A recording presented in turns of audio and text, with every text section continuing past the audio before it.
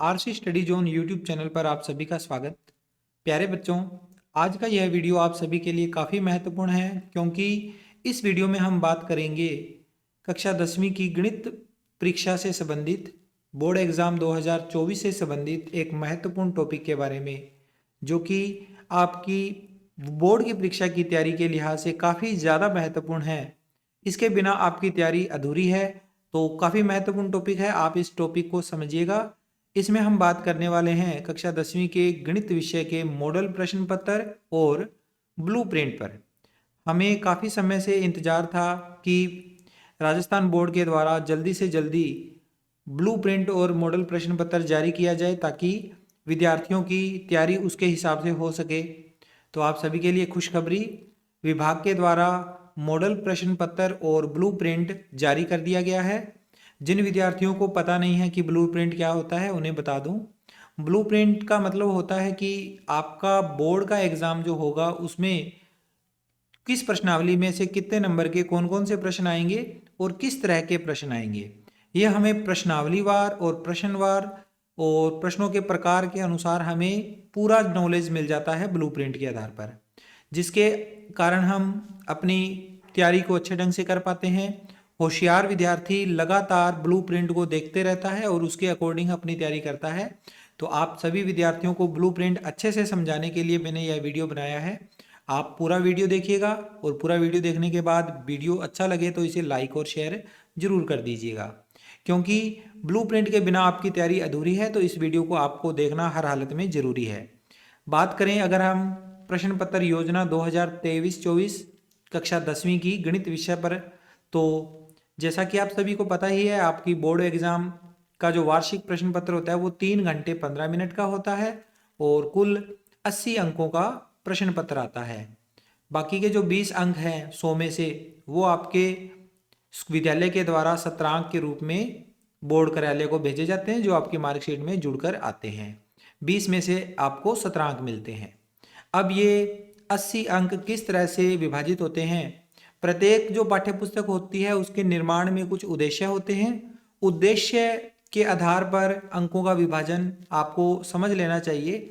कुछ उद्देश्य निर्धारित किए गए हैं: ज्ञान, अवबोध, ज्ञानोपयोग या अभिव्यक्ति, कौशल और मौलिकता। ये कुछ उद्देश्य है। इनके आधार पर लगभग सभी में 20-20 अंक डिवाइड किए गए हैं। ज्ञान पर आधारित 20 अंक, अवबोध पर आधारित 21 अंक, ज्ञानोपयोग या अभिव्यक्ति पर आधारित 19 अंक, कौशलता या मौलिकता पर आधारित 20 अंक। तो लगभग सभी में 20-20 अंक निर्धारित किए गए हैं। ये प्रश्न पत्र के निर्माण में महत्वपूर्ण भूमिका निभाते हैं। इनके आधार पर हम प्रश्न पत्र का निर्माण करते होते हैं। कोई भी एग्जामिनर जो है प्रश्न पत्र को सेट करते टाइम इन उद्देश्यों का खास तौर पे ध्यान रखता है। तो उद्देश्यों को समझने के बाद अब हम बात करेंगे इसके बाद प्रश्न पत्र के निर्माण में अगला महत्वपूर्ण है कि किस टाइप के प्रश्न कितने आएंगे। प्रश्नों को 6 अलग अलग प्रकारों में विभाजित किया गया है। आपका जो बोर्ड का पेपर आएगा उसमें 6 अलग अलग प्रकार के प्रश्न आएंगे। आपको आपकी जानकारी के लिए बता दूं, क्योंकि हमारा इसी साल से एनसीईआरटी का सिलेबस कम हुआ है। पहले पूरी किताब में से प्रश्न आते थे, इस बार 70% सिलेबस में से बोर्ड का पेपर बन के आएगा। तो सिलेबस में बदलाव के साथ साथ प्रश्न पत्र के अंदर भी काफ़ी बदलाव हैं। तो आप इन प्रकार के प्रश्नों को देखिए: वस्तुनिष्ठ, रिक्त स्थान वाले प्रश्न, अति लघुतरात्मक प्रश्न, लघुतरात्मक प्रश्न, दीर्घ उत्तरात्मक प्रश्न और निबंधात्मक प्रश्न। ये कुल 6 प्रकार के प्रश्न हैं और आपका प्रश्न पत्र 4 खंडों में विभाजित होगा और ये 6 प्रकार के प्रश्न उसमें आएंगे। अब वस्तुनिष्ठ टाइप के प्रश्न कौन से होते हैं? एबे सैदा वाले बहुवैकल्पिक प्रश्नों को वस्तुनिष्ठ प्रश्न कहते हैं। प्रश्नों की संख्या आएगी 15। तो ये काफ़ी बदलाव हुआ है इसमें। पिछली बार प्रश्न पत्र में कुल 12 प्रश्न आते होते थे एबे सैदा वाले, इस बार इनकी संख्या बढ़ा दी गई है।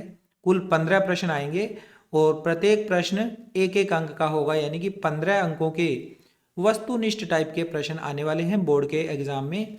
दूसरा टाइप है रिक्त स्थान वाला। तो रिक्त स्थान में भी 7 प्रश्न आएंगे, जहां खाली स्थान में हमें पूर्ति करनी है। प्रत्येक प्रश्न 1-1 अंक का होगा। तो ये कुल 7 प्रश्न इससे संबंधित आएंगे। तीसरा प्रकार है प्रश्नों का अति लघुतरात्मक प्रश्न। अति लघुतरात्मक प्रश्न यानी कि बिल्कुल छोटे छोटे उत्तर वाले प्रश्न। ये कुल 10 प्रश्न आने वाले हैं आपके बोर्ड के एग्जाम में, और एक एक अंक का ये प्रश्न निर्धारित है, तो 10 अंकों के अति लघुतरात्मक प्रश्न आएंगे। इस तरह से देखा जाए तो 15 अंक तो हो गए वस्तुनिष्ठ टाइप के प्रश्न एक एक अंक वाले, 7 प्रश्न हो गए रिक्त स्थान वाले, ये भी एक एक अंक वाले हैं, 10 प्रश्न हो गए अति लघुतरात्मक टाइप के, ये भी एक एक अंक वाले हैं। तो अगर इनका जोड़ करें 15 7 22 और 10 32, 32 ऐसे प्रश्न हैं जो कि एक एक नंबर वाले प्रश्न हैं। सभी के नंबर जो है समान है, अंक समान है, तो 32 प्रश्नों के 32 अंक निर्धारित है। ये शुरू में आपके पेपर के जो अंदर आएंगे शुरुआती प्रश्न है ये। इसके बाद अगला चौथा प्रकार है प्रश्नों का अति लघुतरात्मक टाइप के प्रश्न, जो 12 प्रश्न आएंगे और 12 के 12 प्रश्न 2-2 अंक के होंगे, अर्थात 24 अंकों का ये पार्ट होगा लघुतरात्मक टाइप के प्रश्न। इसके बाद अगला टाइप है दीर्घ उत्तरात्मक प्रश्न। दीर्घ उत्तरात्मक प्रश्न बड़े प्रश्न होंगे, जो कि 4 होंगे टोटल प्रश्न, और प्रत्येक प्रश्न 3-3 अंक का होगा। और इसमें भी आप देखिए 4 तिये 12 अंकों के ये प्रश्न हो जाएंगे। और छठा और अंतिम प्रकार है प्रश्नों का निबंधात्मक प्रश्न। निबंधात्मक प्रश्न जो कि 3-3 अंक 3 प्रश्न आएंगे और प्रत्येक प्रश्न 4 अंक का होगा। निबंधात्मक प्रश्न दीर्घोत्तरात्मक प्रश्नों से थोड़े और बड़े होंगे, और इन प्रश्नों के अंदर आंतरिक विकल्प भी आपको देखने को मिलेंगे। आगे विकल्प योजना में लिखा हुआ है खंड स और खंड द। स और द के अंदर जो प्रश्न आएंगे वहां पर आंतरिक विकल्प आपको देखने को मिलेंगे, यानी कि अथवा वाले प्रश्न खंड स और द में रहेंगे। तो इस तरह से ये प्रश्नों के अंक हैं, प्रश्नों के प्रकार है, प्रश्नों की संख्या है, कुल अंक हैं। आपको 51 प्रश्न देखने को मिलेंगे आपकी बोर्ड के एग्जाम में।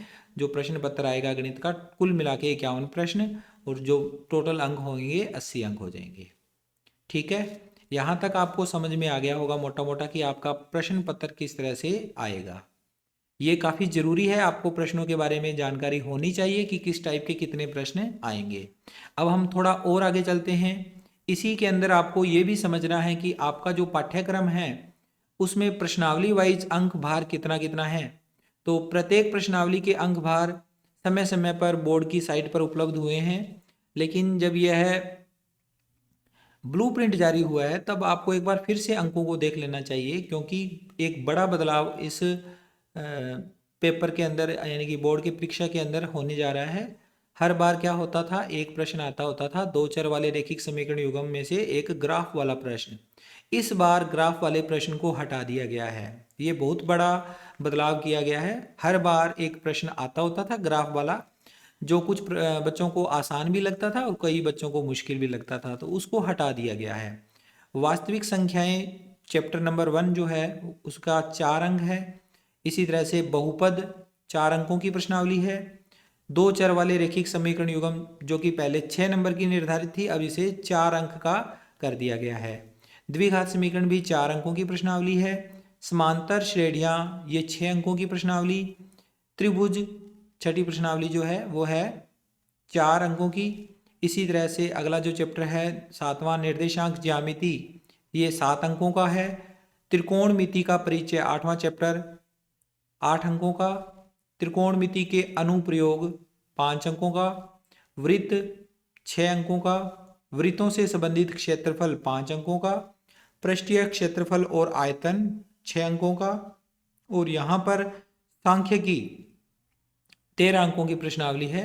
यह काफ़ी महत्वपूर्ण हो गई बच्चों, क्योंकि सांख्यिकी अकेली ऐसी प्रश्नावली है जो आपको 13 अंक अर्जित करवा सकती है, और इसमें जो क्वेश्चन होते हैं इतने ज़्यादा मुश्किल भी नहीं होते। तो आप इस प्रश्नावली पे खास तौर से बहुत अच्छे से अगर इसकी तैयारी करोगे तो 13 में से 13 अंक आपके निश्चित रूप से आएंगे। और प्रायिकता प्रश्नावली जो है यहाँ से भी आपके 4 अंक निश्चित रूप से आने चाहिए, क्योंकि आसान से सवाल हैं, 4 अंकों की ये चैप्टर है।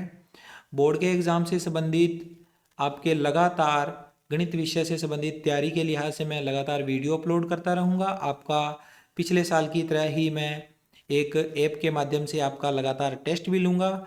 इसके अलावा महत्वपूर्ण पाठ्य सामग्री वीडियो के माध्यम से भी चैनल पे अपलोड करता रहूँगा, इसलिए आप चैनल से जुड़ जाइएगा, क्योंकि यहाँ पर आपको लगातार अपडेट्स मिलते रहेंगे आपकी बोर्ड के एग्ज़ाम के गणित विषय की तैयारी के लिए। आगे इसके बाद बात करेंगे इस वीडियो की खास या मुख्य टॉपिक जो कि है ब्लूप्रिंट। ब्लूप्रिंट पर आधारित हमें प्रश्नवार सारा डाटा पता होना चाहिए। ब्लूप्रिंट में हमें पता होना चाहिए कि कौन सा चैप्टर कितने अंकों का है और क्या कौन कौन से उसमें से प्रश्न आने वाले हैं। तो ये सारी बातें हम इस यहाँ पर सीख लेते हैं। बता देता हूँ मैं आपको एक एक करके सारी बातें कि कौन सा चैप्टर है, कौन कितने अंकों का है। तो यहाँ हम बात करेंगे प्रश्नावली वाइज एक एक करके। सबसे पहले हम बात करेंगे चैप्टर नंबर 1। चैप्टर नंबर 1 में देखिए वास्तविक संख्याएं, 4 अंकों का ये चैप्टर है। और ये 4 अंक किस तरह से डिवाइड हैं? बहुवैकल्पिक या रिक्त स्थान, अति लघुत्रात्मक, लघुत्रात्मक, दीर्घउत्रात्मक या निबंधात्मक। कौन से प्रश्न इस चैप्टर में से आएंगे? तो देखो 4 अंक हमें इस चैप्टर में से आएंगे, तो उनमें से एक प्रश्न तो आएगा बहुवैकल्पिक प्रश्न, और एक प्रश्न आएगा अति लघुत्रात्मक छोटा प्रश्न 1 अंक वाला, और एक प्रश्न आएगा लघुत्रात्मक यानी 2 अंक का एक प्रश्न।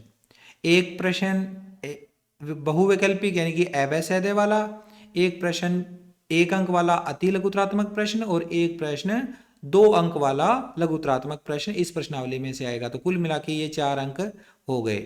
यहाँ से रिक्त स्थान वाला प्रश्न भी नहीं आना, और दीर्घउत्रात्मक प्रश्न भी नहीं आना, और निबंधात्मक प्रश्न भी नहीं आएगा। सेम यही स्थिति बहुपद वाले चैप्टर में से है। बहुपद वाली चैप्टर में से भी एक प्रश्न आएगा बहुवैकल्पिक प्रश्न अवैध का, रिक्त स्थान का यहाँ से भी नहीं आएगा। अति लघुत्रात्मक प्रश्न एक आएगा इसमें से भी, और लघुत्रात्मक प्रश्न भी एक आने वाला है। और इसके अलावा दीर्घउत्रात्मक या निबंधात्मक प्रश्न यहाँ से नहीं आएगा। तो अगर हम दोनों चैप्टर्स के बारे में देखें तो वास्तविक संख्याएं और बहुपद, यहाँ से अवैध का एक एक प्रश्न आएगा। अवैध के प्रश्न हम ज्ञान पर आधारित होते हैं ज़्यादातर। ये ज्ञान हमारे ज्ञान पर आधारित हैं, जो उद्देश्य शुरू में दिए हुए थे उसमें से ज्ञान पर आधारित ये बहुवैकल्पिक प्रश्न हैं। इसी तरह से अति लघुत्रात्मक टाइप के जो प्रश्न होते हैं ये भी ज़्यादातर ज्ञान पर ही आधारित होते हैं। लघुत्रात्मक प्रश्न 2 अंक का होगा। ये भी आप यहाँ पर देखिए, वास्तविक संख्याओं में से ज़्यादातर अप्रमेय संख्याओं को सिद्ध करने वाला सवाल आ सकता है यहाँ से। और बहुपद वाला जो प्रश्न है 2 अंक वाला, यह प्रश्न आएगा द्विघात बहुपद के शून्यांक या शून्यक ज्ञात करना। इसके बाद तीसरा चैप्टर है वो भी बिल्कुल 2 चरों वाले रैखिक समीकरण युग्म। यहाँ से एक प्रश्न आएगा अवैध वाला, और रिक्त स्थान यहाँ से भी नहीं आएगा। और इसके अलावा अति लघुत्रात्मक एक प्रश्न, और एक प्रश्न आएगा लघुत्रात्मक टाइप से। ठीक है, नोट कर लें इसे अच्छे से आप अपनी नोटबुक में। इसके बाद द्विघात समीकरण, यहाँ पर एक बड़ा बदलाव हुआ है। द्विघात समीकरण प्रश्नावली में से केवल एक ही प्रश्न आएगा, और वो प्रश्न होगा 4 अंकों का। ये 4 अंकों का चैप्टर है, तो 4 अंकों का एक ही प्रश्न आएगा, बड़ा प्रश्न, जो कि खंड द में आएगा। और इसके अथवा में भी एक सवाल आएगा। चौथी प्रश्नावली में से एक सवाल आएगा द्विघात समीकरण का, अथवा में भी एक प्रश्न आएगा इसके। अब यहाँ से जो प्रश्न आएगा वो कैसा रहेगा, उसमें आपको एक कथन दिया होगा, उस कथन के आधार पर द्विघात समीकरण का निर्माण करना होगा और उस द्विघात समीकरण को हल करना होगा। 4.2 और 4.3 प्रश्नावली में से यह प्रश्न आने की ज्यादा संभावना है।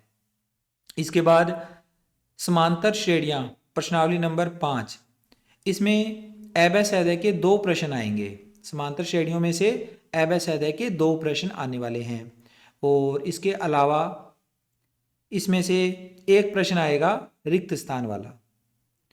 6 अंकों की चैप्टर है ये, टोटल 6 अंक यहाँ से आने वाले हैं। तो 2 अंक तो आ गए इसमें बहुवैकल्पिक अवैध वाले, एक प्रश्न रिक्त स्थान वाला, और इसके अलावा अति लघुत्रात्मक और लघुत्रात्मक प्रश्न यहाँ से नहीं आएगा। एक प्रश्न आएगा इसमें से, एक प्रश्न दीर्घउत्रात्मक यानी 3 अंक वाला एक प्रश्न आएगा। 3 अंक वाला एक प्रश्न, 1 अंक वाला एक रिक्त स्थान, और 2 प्रश्न आएंगे बहुवैकल्पिक अवैध वाले प्रश्न।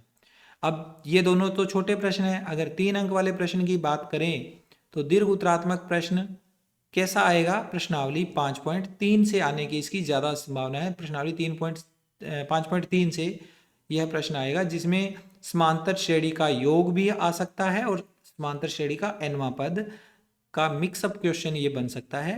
तो बड़ा प्रश्न बनेगा यहाँ से। इसके बाद प्रश्नावली नंबर 6 जो कि 4 अंकों की है। इस प्रश्नावली में से एक प्रश्न अवैध वाला आएगा, बहुवैकल्पिक प्रश्न। इसके अलावा एक प्रश्न आएगा इसमें से अति लघुत्रात्मक टाइप का और एक प्रश्न आएगा 2 अंकों वाला। 2 अंकों वाला एक प्रश्न 1 अंक वाला और एक प्रश्न अवैध वाला। ठीक है, ये इस तरह से इसमें से प्रश्न आएंगे। इसके अलावा निर्देशांक ज्यामिति में से 7 नंबर का चैप्टर है, तो यहाँ आपको बहुत अच्छे ढंग से तैयारी करनी पड़ेगी। 7 अंकों को अलग अलग किस तरह से डिवाइड किया गया है। एक तो अवैध वाला प्रश्न आएगा यहाँ से 1 अंक का। इसके अलावा एक प्रश्न आएगा अति लघुत्रात्मक टाइप का और एक प्रश्न आएगा यहाँ से 2 अंक वाला और एक प्रश्न आएगा 3 अंक वाला।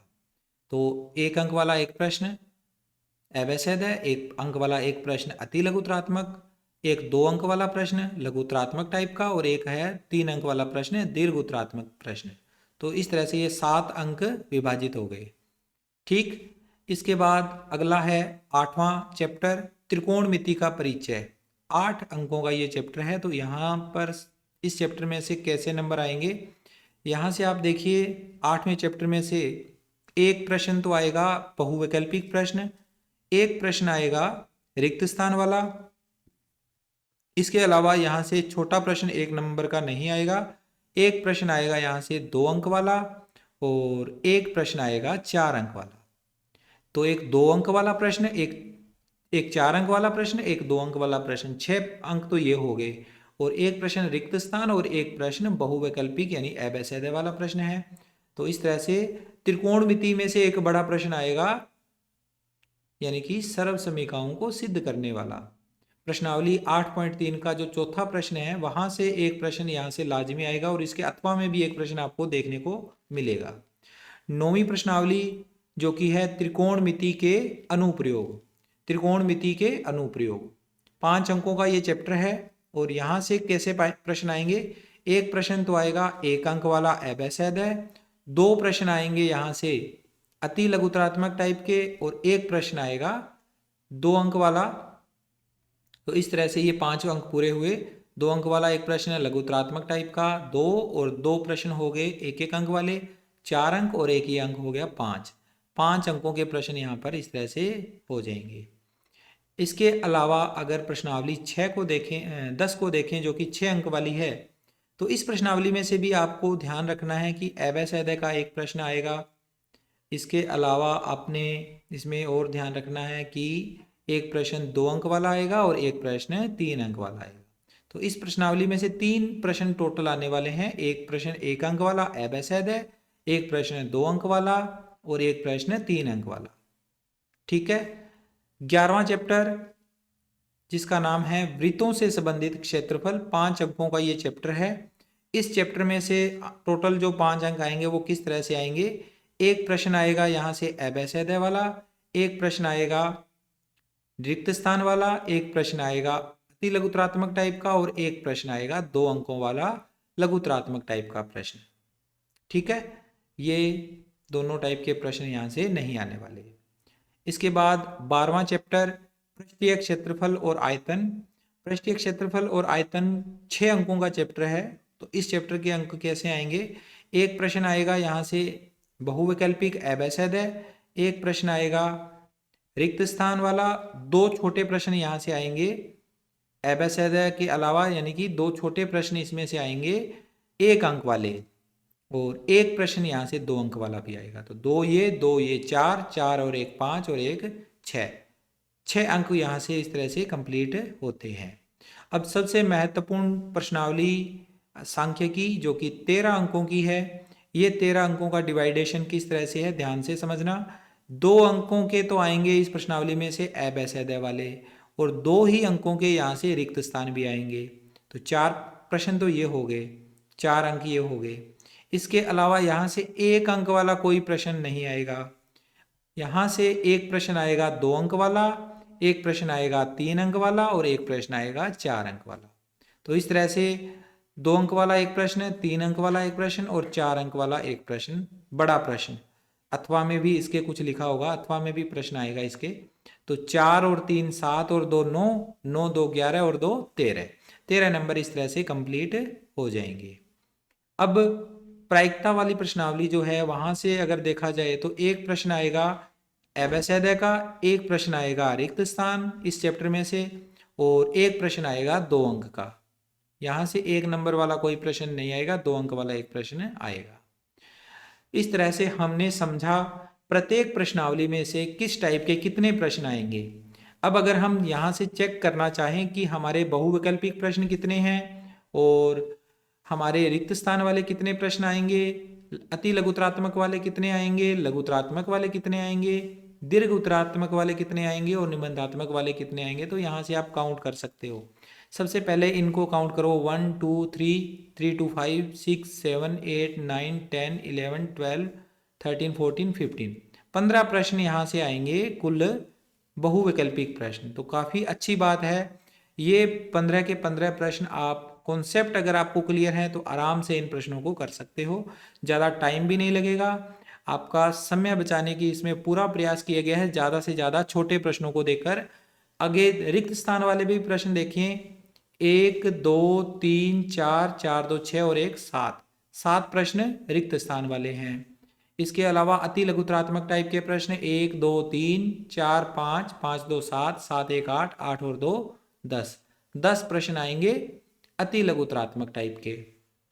लघुतरात्मक टाइप के प्रश्न 1 2 3 4 5 6 7 8 9 10 11 12, 12 प्रश्न आएंगे अति लघुतरात्मक टाइप के।